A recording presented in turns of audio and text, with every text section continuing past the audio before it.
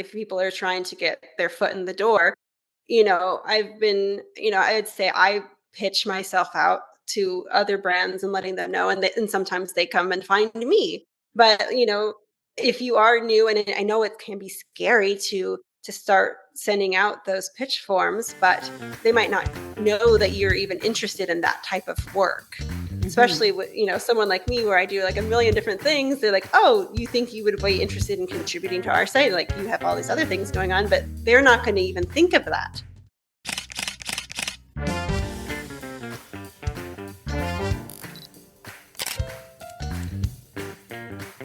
This is your host, Dyutama, but you can call me DJ. And I love to inspire food photographers to dream. I spent 15 years as an architect studying buildings and constructing hospitals before taking the biggest leap of faith of my life, which was setting up a food styling and food photography business right from scratch. If you're a dreamer like me, wanting to start a new photography business or grow your existing food photography business, jump right into a world where I share practical, actionable strategies to improve your photography skills, to work with clients, make more money, all with a fearless mindset. This is the My Food Lens podcast, and we take you one step closer to your dreams. So let's go.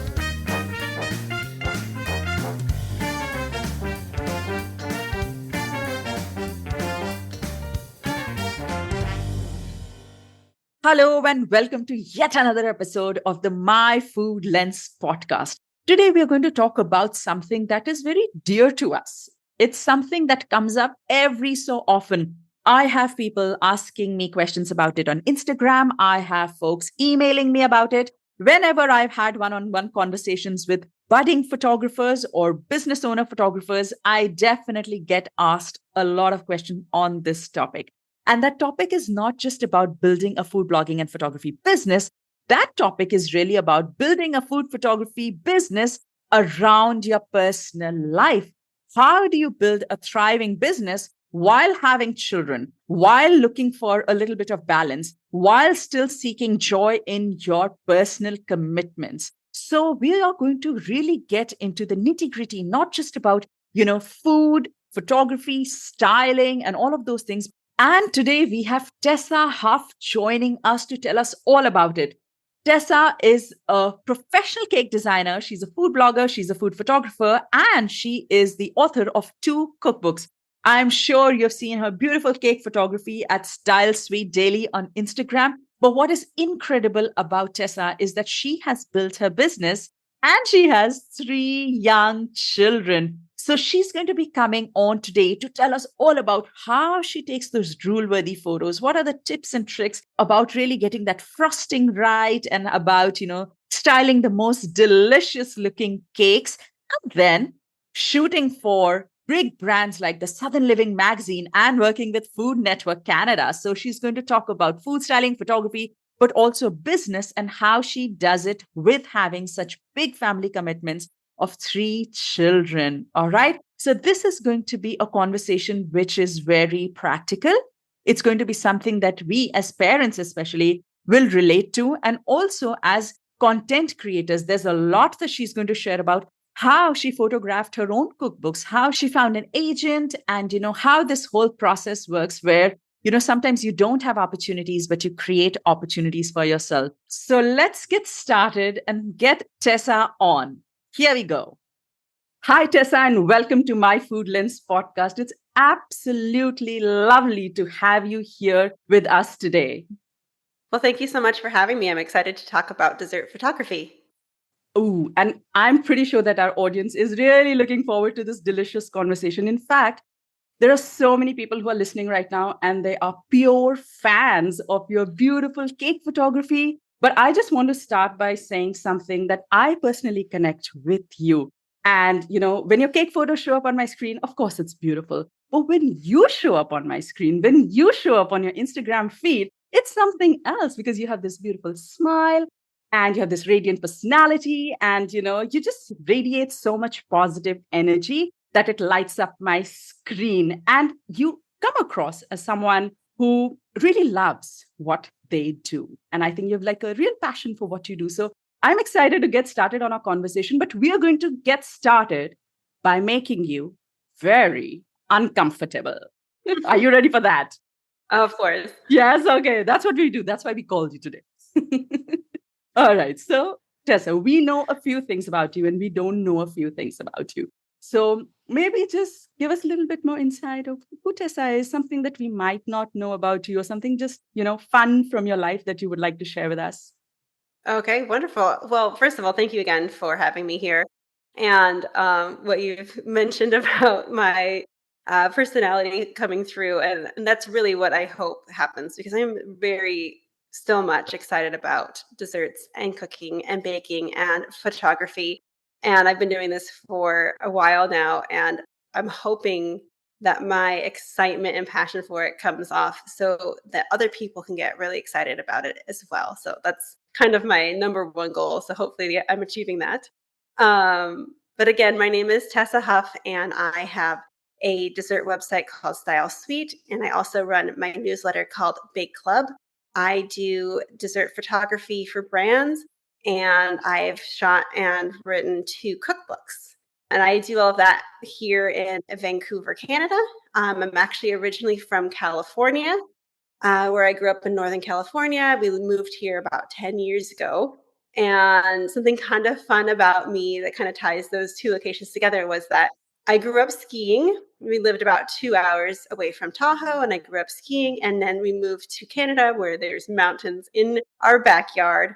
And I didn't ski for so long, and I don't know why, but I just got my children learning just last year.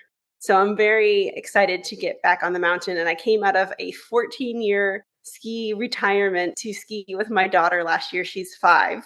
And now we are just waiting for snow. We haven't had any yet, but as soon as it snows, I'm hoping to get back outside, back onto the mountain.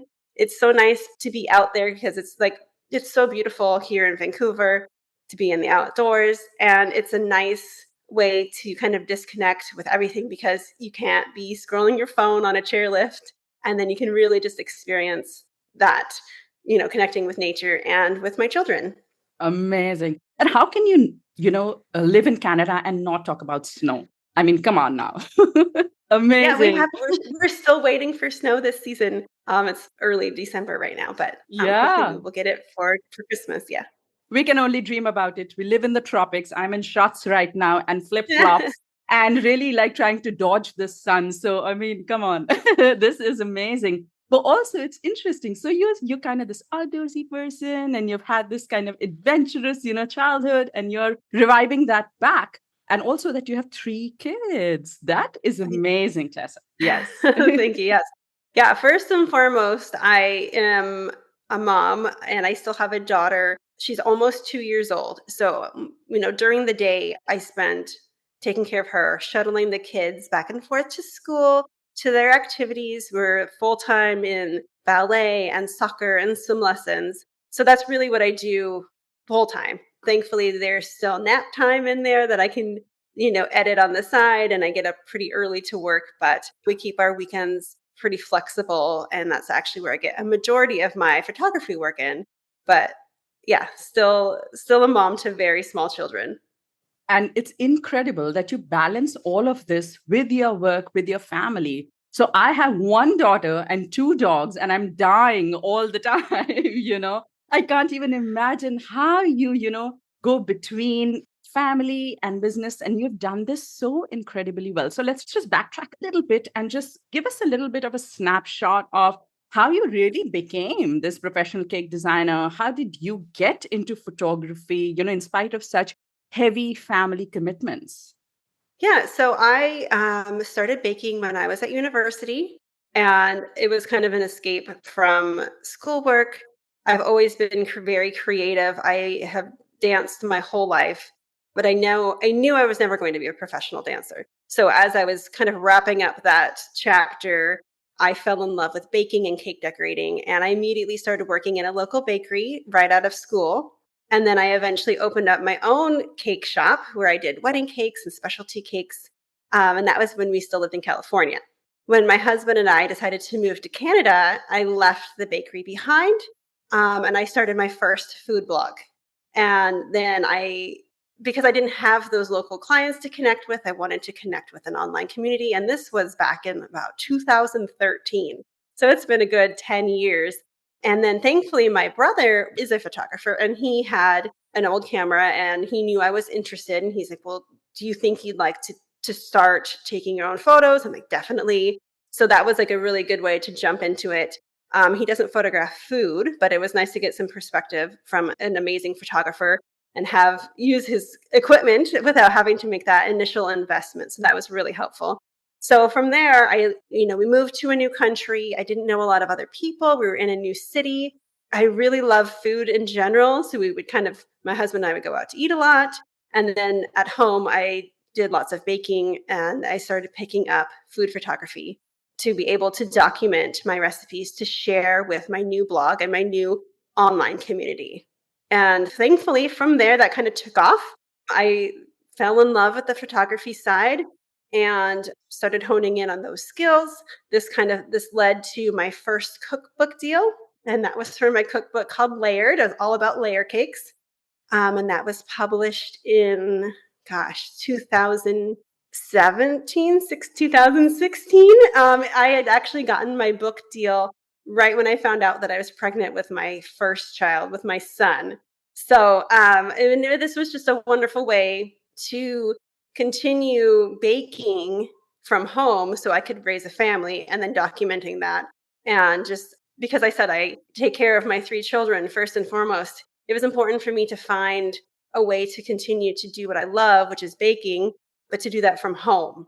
And I wasn't interested in opening a new bakery or working with customers per se, but I really wanted to share those recipes. And what better way to get people excited about recipes than these beautiful photos? So that's kind of where I transitioned into where I am now.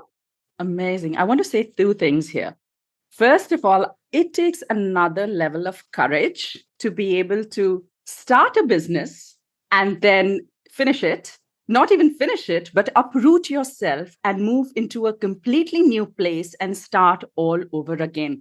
That's just next level, gutsiness, really, like hats off to you, kudos.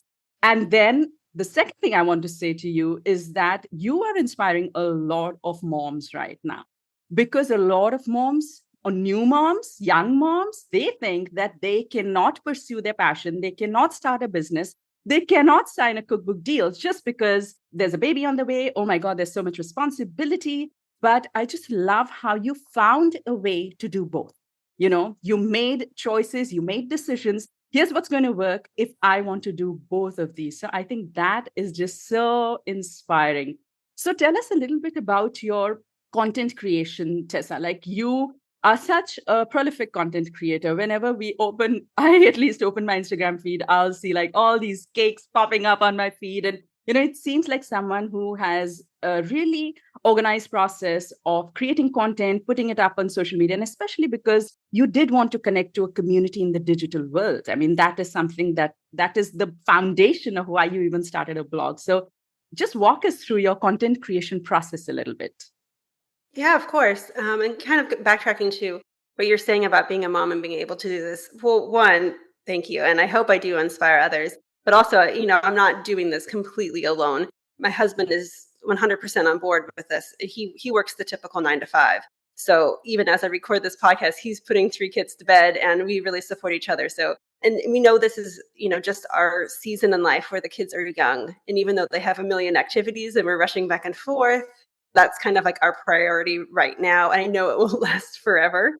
But because of that, I've really had to be organized, even from that first cookbook.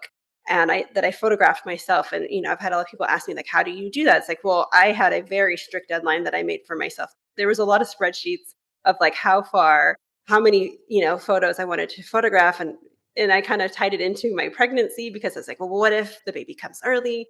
Or what if I get too tired? And I kind of just continued to do that and, organizing my schedule. So I am able to do, longer chunks of work on the weekend where I'm not the primary caregiver. And so if I need to do a project that's going to last a few hours, I'll save it for the weekend.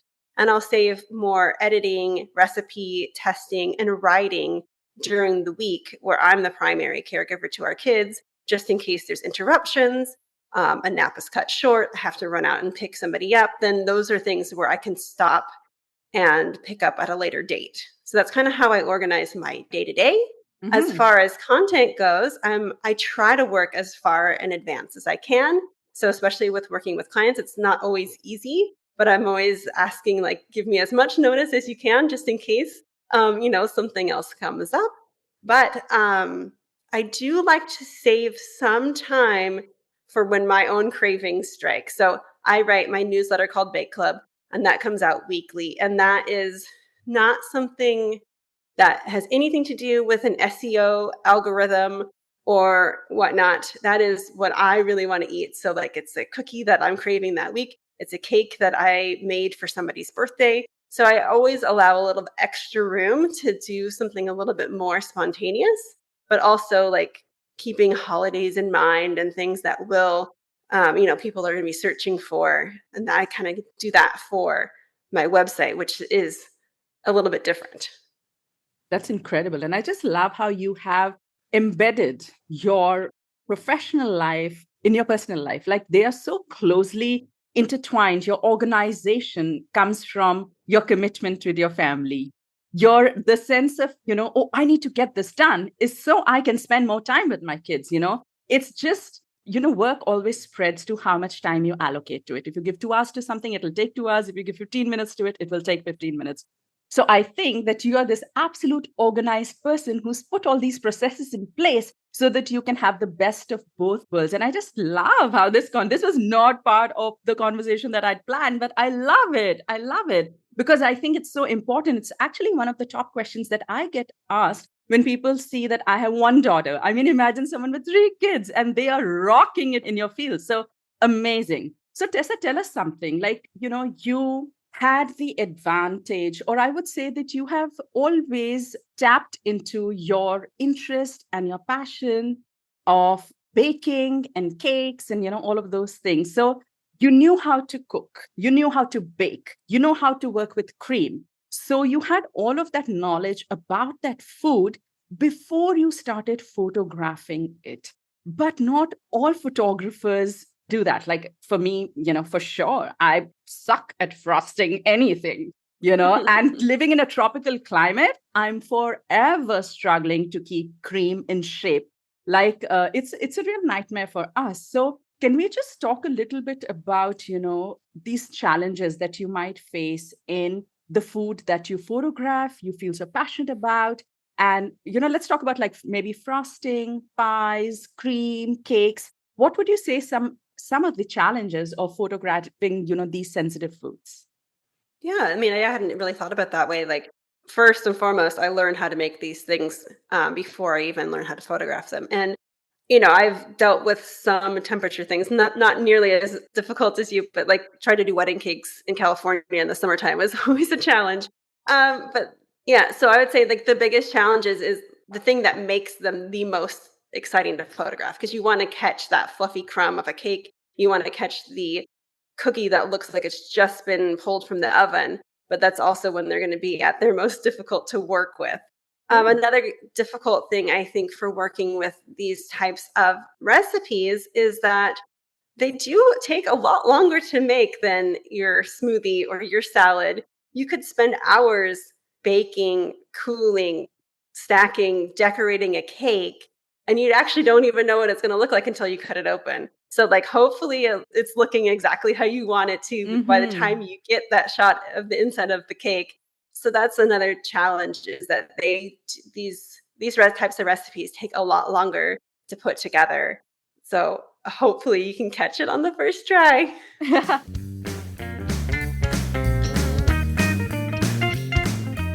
But also, like, do you have any like let's talk about some like maybe food styling or photography tips that you have, maybe don't photograph. I'm just saying this, all right. So Mhm. you don't photograph a cookie right when it's out of the oven. Make it sit for maybe a day so that it has texture. I'm just saying, I'm making it all up. So Mhm. do you Of have course. any such tips for shooting like basically these sensitive foods? Maybe 2 or 3 food styling tips that you can share with us?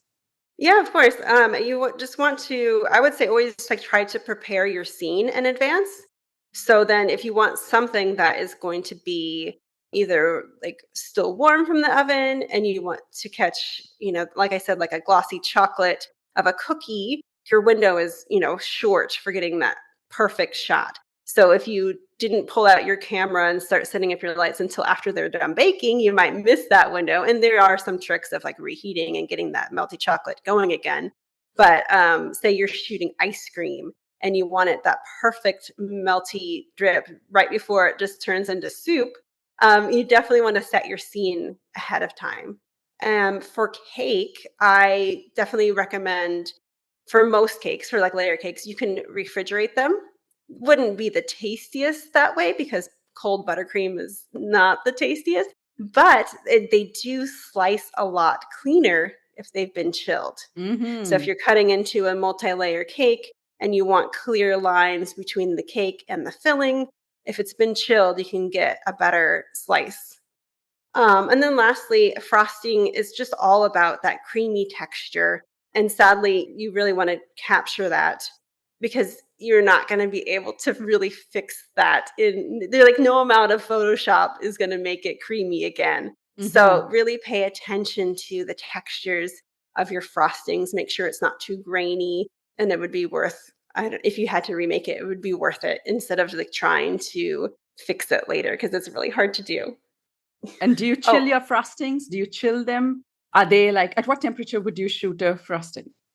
Oh, it depends on what if it's on a cake, if it's just by itself. I mean, like I said, when you're making it, you really want it to be creamy and fluffy. And then depending on what it is that you're working with, sometimes it will remain that way at room temperature.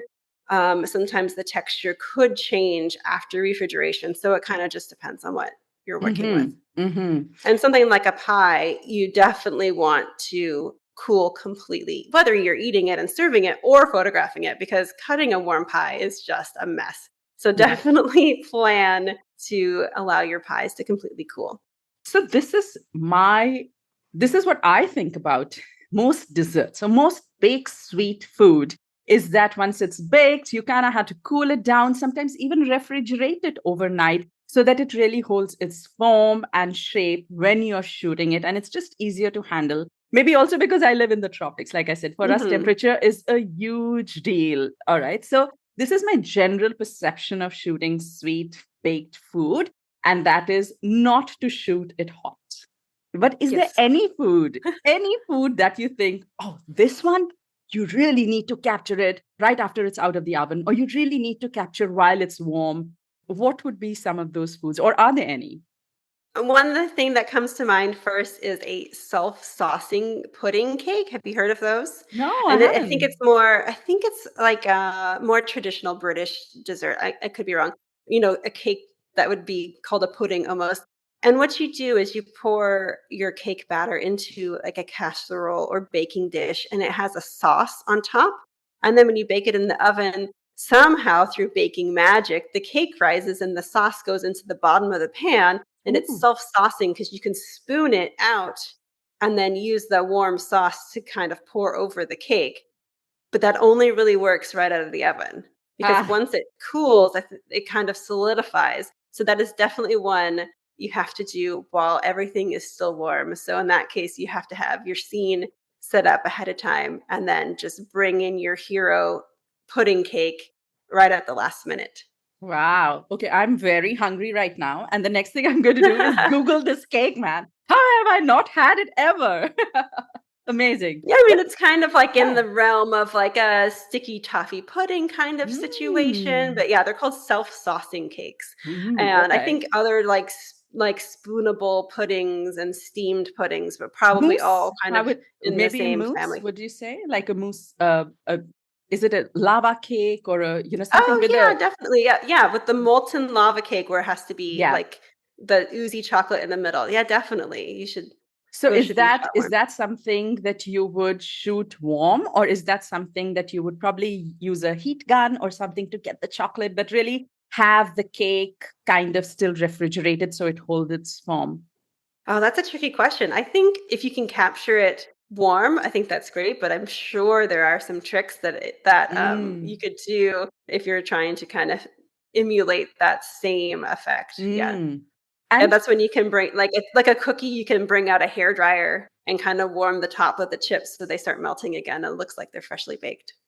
And you being so organized, Tessa, tell me, how do you, what is your system basically? Do you bake on the same day that you shoot, or you have a baking day and you have a shooting day and you have an editing day? Like, how is that organized? Yeah, I mean, I've heard of like batch working, which I've always tried. I'm not very good at it. But that being said, it is really hard to bake and frost a full cake in one. Even if I was recommending a recipe, not even photographing it, but just like if someone that wanted to make a cake, it's really hard to do all of those things. Unfortunately, you can do make the components separately. So like during the week, I might bake a cake, chill it in my fridge. You can even freeze it for a week or so. One day I can make the frosting, another day I can assemble it all together, and then the next day I can photograph. So yeah, no, Mm, I wouldn't recommend doing it all at one time. all It in is one. a lot of work. Yeah. Yeah, and I feel like one, it's a lot of work. And two, when you get tired, you're not that creative. You're not that, enthusiastic about just, giving it your 100%. You're like, just let's get it done with. So I don't know about you, but I'm like that. If I'm tired, I'm just like, what is this? So I guess just breaking it down and having that process in place on a weekly basis that, okay, here's the day I bake, here's the day I frost, and here's the day I photograph, here's the day I publish, here's the day I edit. I guess Mhm. that's such a great way to balance it off when you have busy personal commitments. I love that. Yeah. And I mean, I'm really not the most organized person, but I make so many lists because I know I'm not going to stick to it. First of all, I know something's going to come up. I know I won't ever finish my to-do list, but if I didn't even have that to start with, then I just fear I would be totally lost. So I try to stay organized for fear that something is going to get missed. And mostly it's working, but yeah, there's a lot of list making involved for Of sure. absolutely. And just looking at the content that you create and how much work that you do, including client work and your blog and your newsletter and just and everything behind the scene. I think a lot of food bloggers right now are taking notes. And I think a lot of photographers are taking styling notes. So you might not think that you're the most organized, but I'm sure that you're leaving behind a lot of tips for our food bloggers and photographers who are listening right now. So I want to switch a little bit of our conversation to maybe a little bit about the client side and your client work. And, just hearing how you have 3 kids and how you had a baking business and then you went on to blogging and then you took on photography. You sound like someone who's always pushing the limits. You sound like someone who's always like just a little bit more, a little bit more, and you're driving it. So tell us, how did the business side of photography and blogging come about? And what are the kind of client projects that you have on hand, maybe the commitments, or if you would like to share some of your clients with us, how did all of that happen? Yeah, sure. So I've had a chance to work with a lot of different food brands and publications. Like I said, I've been doing the blogging and photography side. I started blogging 10 years ago. I actually didn't even realize it's been 10 years.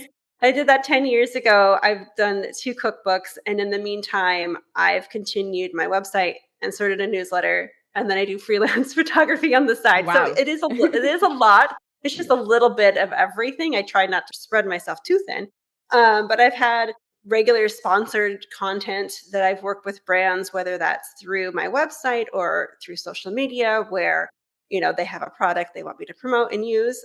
I've done that. I don't do that as much now, but I've done that for some really incredible food brands that I thankfully were already using in the baking world. I've had a couple, magazine features along the way, but I've had some really unique opportunities that have actually come out of cake design, which I would like to share. Like I did, Hmm. yeah. So I remember I was asked to design a cake for the 100th birthday of KitchenAid. And Ah. yeah, so I designed a cake featuring like the color. They like, how KitchenAid has all their different colored mixers and they have colors of the Hmm. year, but Yes. they had their 100th birthday. So I think there was a few of us, and we were asked to design birthday cakes that were then replicated and put in the store window of the department store in Toronto. So that Wow. was pretty cool. So I was able to design that cake, and then I had to photograph it and then, help them promote. So that was a really fun one. I've Amazing. also, yeah, I've designed cakes for Southern Living magazine. They Hmm. have a holiday cake magazine that comes out every year. There's always a white holiday cake. And so on a couple occasions, they asked me to help them design that. So that actually was something I did not photograph, but I just kind of came up with the design process. So that was really fun. Hmm. Um, I also contribute to Food Network Canada. So Ooh. I've been, yeah, that's been really fun. I started with them, gosh, probably 7, 8 years ago as a Mm. contributor, Hmm. a recipe contributor where I also have to photograph my own recipes. And that is shared on Food Network Canada's website. And then I took a small break. I had another child and we moved. And then in the meantime, they started with like Instagram reels. Like like I had originally worked with them before that was even a thing. So Hmm. while I was away, they brought in Instagram Reels and they had their contributors start making recipe videos that they would share on their account. So when I came back, that was something that I was letting them know, like, oh, I would love a chance to work with you guys again. I have some more free time in my schedule, and I see that you are now incorporating video work into your reels. Let me know if you are looking for contributors again, if you need any more people helping out there. And so I've been able to jump back into that this past year, which has been really fun. Amazing. Amazing. Wow. There are so many photographers who must be like, wow, I really wanted to work with them. Oh, I wish I could work with them. So this is like really, really inspiring. So tell us, how did you get your foot in the door? Did they reach out to you? They saw, oh, there's this incredible photographer baker. Let's get in touch with her. Or was it you? Did you pitch to them? Did you reach out to them? I think the first time I worked with Food Network Canada, they reached out to me looking for a few articles to have on their website to show celebration and party cakes. And because that is kind of what I had gotten myself known for, they reached out to me to see if they could commission a few cakes that they could have on their website. And like I said, that was probably 7 or 8 years ago. And it worked out really well. And then I just became a regular recipe contributor, doing monthly recipes for their site. And then, Mhm. And took a they brief break. and And they saw you on like, where did they find you? Was it your blog or Instagram? Where did they find you? I can't say for sure. Oh, This okay. was, yeah, this no, I don't know. This was a few years ago. They just reached out to me, and then they're like, "Hey, would you be interested?" And like, of course, like I grew up, well, not grew up, but I first fell in love with food while I was at university because I didn't really Hmm. cook too much before then. And it Hmm. wasn't until I was at university and Food Network was airing between classes, and I kind of fell in love with it, and that's how I Yeah. taught myself how to cook. So it was kind of, a dream to Yeah, be part of that absolutely. that It's network. Yeah. amazing. And also for them to be able to identify that, oh, this is a person who fits, oh, this is a person who has this niche, this is a person who can contribute, like, it's a really big name, and for you to be identified and to have been approached, I think that is pretty incredible. So they reached out to you, and did they have a proposition for you that could you contribute recipes, or was that kind of a collaborative discussion that you had, that, okay, how can we work together? Tell us a little bit more about that. I think what had happened was they originally reached out for me to do a few different cakes, and then from there they I'm not quite sure. I'm not quite sure how I continued It to was a long stay time ago, on their. yes. Yeah, I mean, I was able to stay on their list of contributors. So Mm. it might have been something different then, but like for when I wanted to rejoin that community, I had to reach it. There was a new editor, and so I Mm. had to reach out to her and be like, reintroduce myself and say, I'm Tessa Huff. I used to contribute to your site. I see the work that you guys are doing now, especially with the videos that you've added to your social media. If there's an opportunity for me to jump back in, I would definitely love to take it, and there was room. So yeah, so it took me reintroducing myself to them Hmm. to let them know that I was interested again, after taking a small break. I love it. I love it. So you weren't just wondering, oh, they didn't reach out. Oh my God, this lasted for maybe, I don't know how many years you worked with them before there was a pause, but you were proactive and you reached out again. Yeah. You're like, hey, this was our arrangement. Is there any possibility? And look how it turned out. So a lot of people who just kind of sit back and assume and think that maybe they don't want to work with me anymore. Maybe it's not the same. Maybe they don't like me. There's a lot of imposter syndrome that can hit when something like that happens. But actually, what's happening, behind the scenes is there's a new editor, there's a new team, and all you need to do is go back, reintroduce yourself, and get the ball rolling again. So that's a big takeaway, I guess. How do Yeah, you? and I think that kind of almost sorry, that Mhm. kinda goes, like, with other brands as well. Like, if people are trying to get their foot in the door, I would say I pitch myself out to other brands and letting them know, and sometimes they come and find me. But, if you are new, and I know it can be scary to start sending out those pitch forms, but they might not know that you're even interested in that type of work. Mhm. Especially with, someone like me where I do like a million different things. They're like, "Oh, you think you would be interested in contributing to our site? Like you have all these other things going on," but they're not going to even think of that. So you might want to start introducing yourself, and they can't assume that you want to work with them, is what I'm Mhm. saying. Yeah. Yeah, exactly. And I have to say, like, I have to ask you this actually. So, a lot of folks, and before I ask you, I just have to tell you that I'm really passionate about this whole pitching, reaching out. It's something that I feel really strongly about. So, you have, created an identity for yourself in the industry. You have a pretty good social media following. You have a blog that's been running for so many years now. Do you still pitch and reach out to the brands that you want to work with? Do you still do it?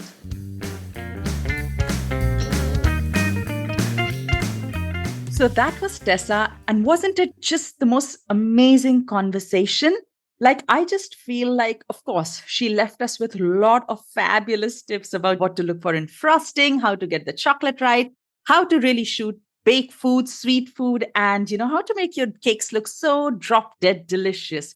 But I think for me, the biggest takeaway so far in my conversation with her was that sometimes we hold ourselves back because we think that we have very high personal commitments and that we cannot pursue our passion and that we cannot start a business. But the truth is that we have a huge advantage of being entrepreneurs. The thing about business is that we as business owners have the complete flexibility to shape our business based on whatever we want it to be. So if we have a lot of personal commitments, we can create a business that meets those needs, that is suited for the level of commitment that is needed on our personal front. That's exactly what Tessa did.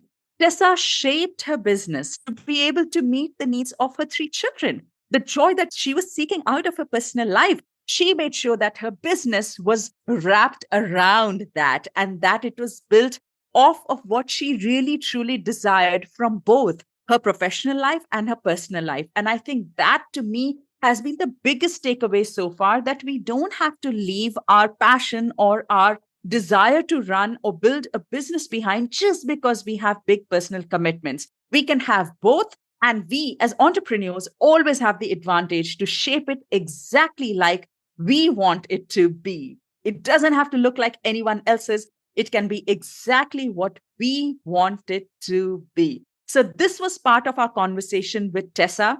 We'll be getting into a lot of good stuff in part two, where we're going to talk a lot about her experience of working with Food Network, how she worked with a magazine, how did she actually write not one, but two cookbooks, and that too when she was expecting her little one. So, there's going to be a lot of conversation still around business and how to build business and how to shape your career while keeping that joy and happiness of your personal life. I feel like she really drives home that point. And if you have any questions about this episode, please don't hold back. Shoot me an email on hello@myfoodlens.com or send me a DM on Instagram at Gutama_myfoodlens. I'll see you next week with another episode. Until then, bye bye.